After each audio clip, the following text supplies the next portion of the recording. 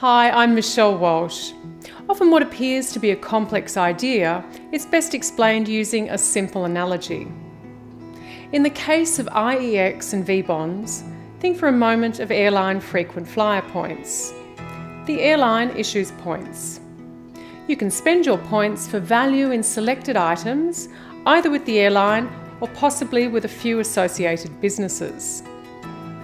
IEX is a bit like an airline, but with one big difference. You don't have just a few selected places to spend. Rather, you can potentially spend on all listings.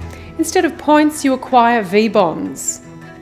Instead of flying, you're bartering or trading your way into a better financial position.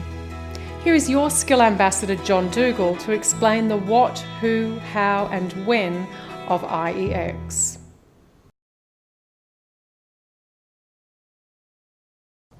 My name is John Dougal. I'm going to show you a new financial innovation that can favourably alter your report to shareholders. During my career, I've witnessed firsthand many quantum leaps in technology and its effects. It's taught me to be open-minded to new ways of thinking, and I believe this innovation may be a new frontier. I've also served on the board of several NASDAQ-listed companies in the United States. Like you, I was always seeking ways to provide the best commercial outcome for my shareholders, and like you, I've faced a set of accounts in the past when I thought, if only I'd been able to divest the company of that one difficult asset, the accounts I'm about to deliver would have looked a whole lot more favourable. Now that's all about to change. The innovation is called a value bond, or V-bond, and it's issued by the International Equity Exchange, or IEX as it's known. IEX is a membership cooperative of sophisticated entrepreneurs, business executives, company directors and corporations. It also operates on an IT platform with scale not thought possible just a few years ago. V-bond is something every executive and board member should know about. V-bonds also preserve cash. Your company and most of your customers and suppliers have something they can list for sale or purchase using a V-bond.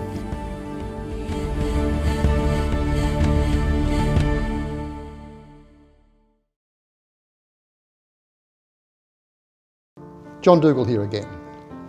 Let me start by making a simple observation about IEX.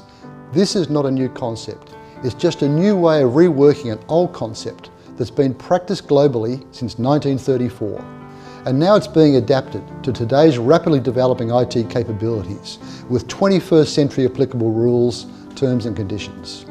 Countercyclical, downturn, contraction. If you're a company director or executive, you'll know the reaction of your shareholders to these cycles.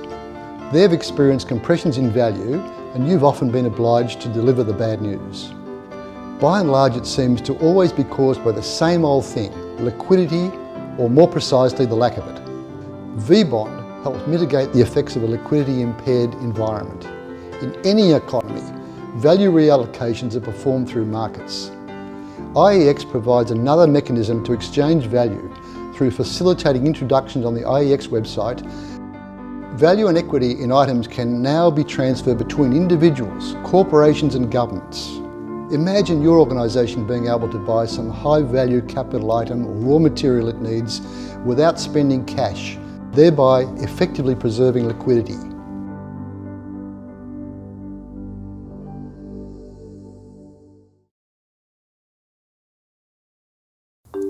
John Dougal here again.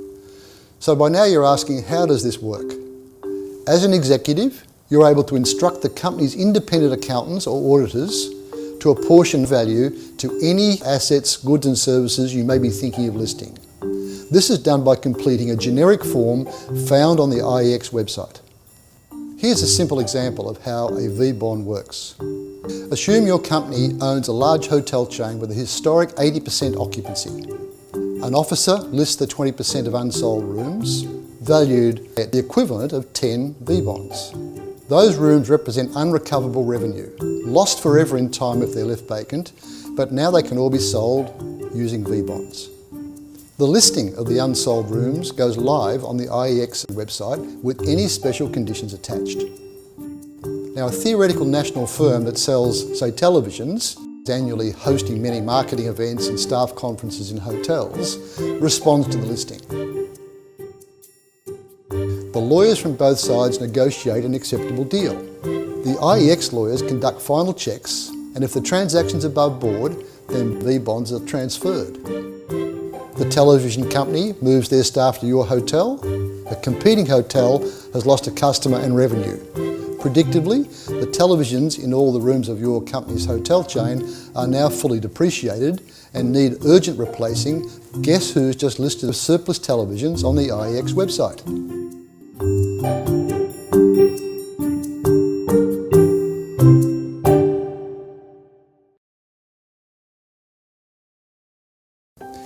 It's John Dougal here again. IEX rewards entrepreneurial flair and attempts to foster relationships with commercially astute people and creative thinkers generally, partly by making V-bond loans to approved applicants.